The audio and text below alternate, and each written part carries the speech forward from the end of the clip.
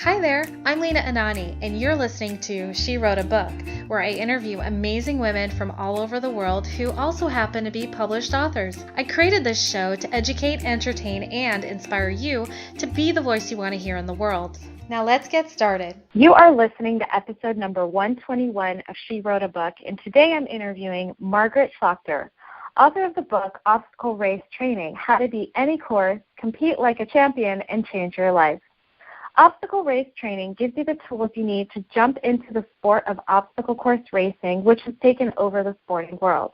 She takes you inside the sport from the ground up. Margaret Schlachter started obstacle racing in 2010. In 2012, she was the first professional female in the sport.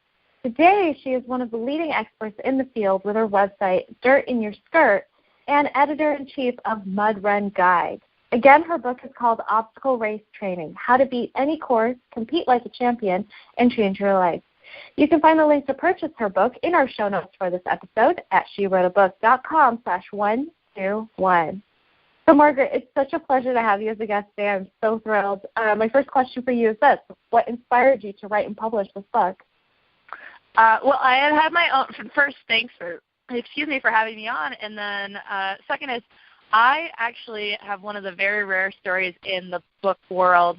I had been maintaining Dirt in Your Skirt. I started that as my own personal blog in 2011, and then kind of turned it into more than just about me, and turned into racing, training, all that sort of stuff. And I actually had just quit my job to race professionally full-time in 2012, right around the 4th of July, and got an email out of the blue that said, how would you like to turn your website into a book? So that's how I initially wrote a book. Oh, that's awesome. That's cool. So is your book then mainly comprised of like blog entries, or is there a little bit more to it than that? There's definitely more to it than that. I definitely took some inspiration from some of my past experiences and whatnot, but it definitely was, I had to almost start from scratch because writing a blog and writing a book are two very different things. So even taking some of the old information and changing it around, basically I found it easier just to rewrite it all. Yeah, I bet. I know a lot of people who give the advice to just just write a blog and then eventually you'll have your book. But I agree with what you say, that there's a lot more to it than that. You do have to go through and scrub through it. So you were the first professional female in the sport of obstacle racing. When I read that, I'm like, that's pretty amazing. Why in the world did it take so long for females to get into the sport?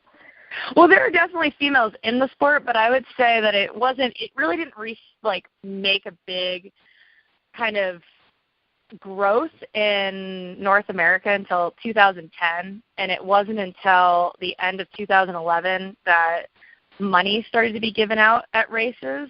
So in 2012, I had a few product sponsors because I was racing full-time, and they would just hand me free gear and stuff, but it wasn't until a nutrition company said, hey, we want you on our team, and we're going to pay you to be on our team. We're giving you a monthly stipend to go be an athlete, So I just was one of the first people that luckily had that opportunity, and then took it and ran with it, literally and figuratively. Literally. Yeah, I love that. So how did you even get that, like your very first sponsorship? Did someone approach you, or did you reach out to someone, and how did you even know that was like an option? How did you know to do that? Yeah, so I guess I should preface, I come from the sports world. I was a competitive ski racer all through high school and college, and like when you watch the Olympics, chances are at least one or two alpine ski racers, snowboard competitors, or Nordic ski racers went to the high school I went to. Like last Olympics, I think Winter Olympics, there were 12 alumni from my school competing, and the school's tiny. It's like less than 150 people. So I've been around sport my entire life, and sport at a pretty high level.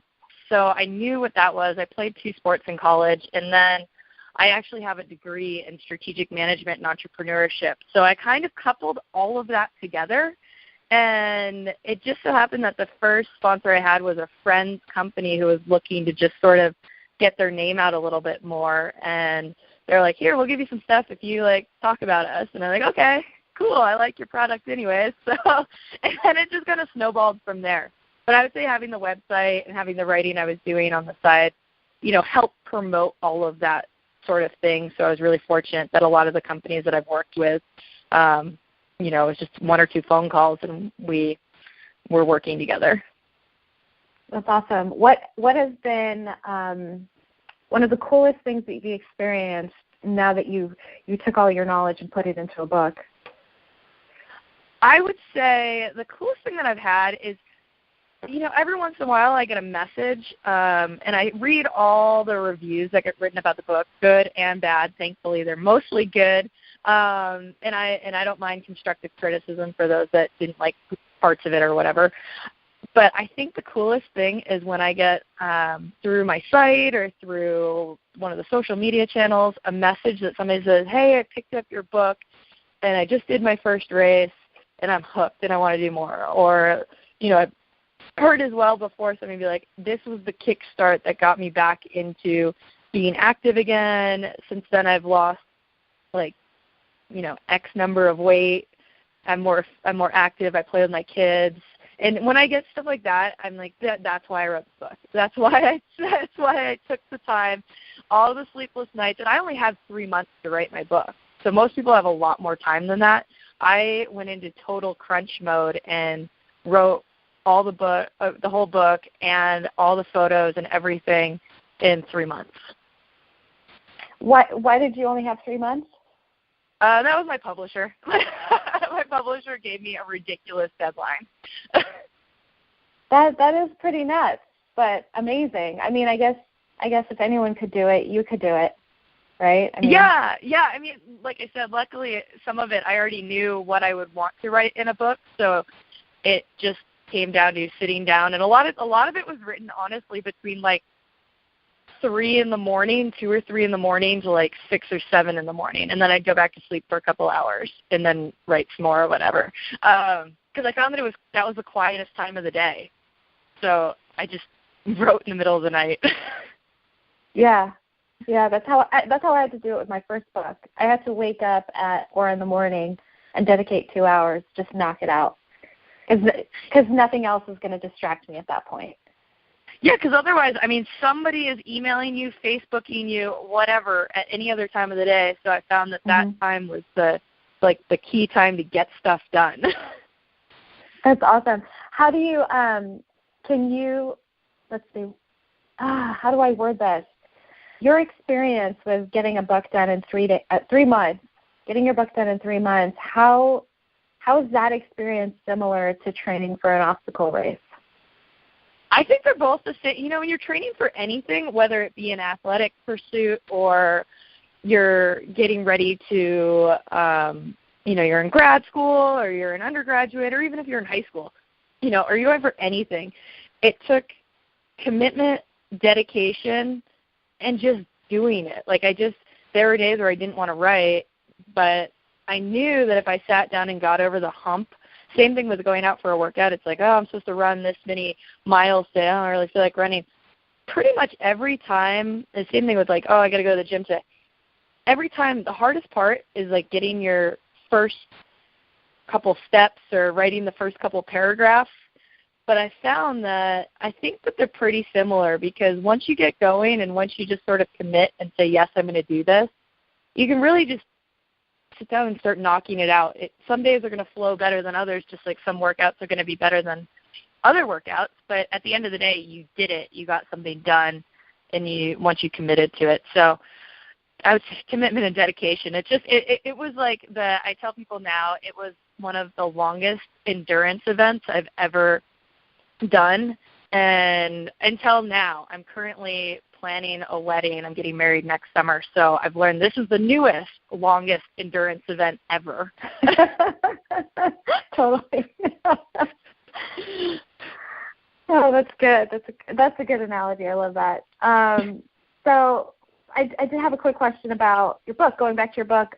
Sure.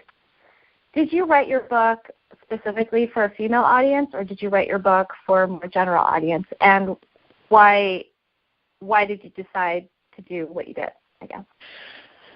So I think that I was trying to write it to the general audience, I will say that, but I think that being a female and running a site that's female-oriented as well, there's definitely pieces of it that I think are going to strike a chord more with women than they might with men, just because I'm a female. You're a female. When we write stuff, we're going to write it through our own lens that we see the world.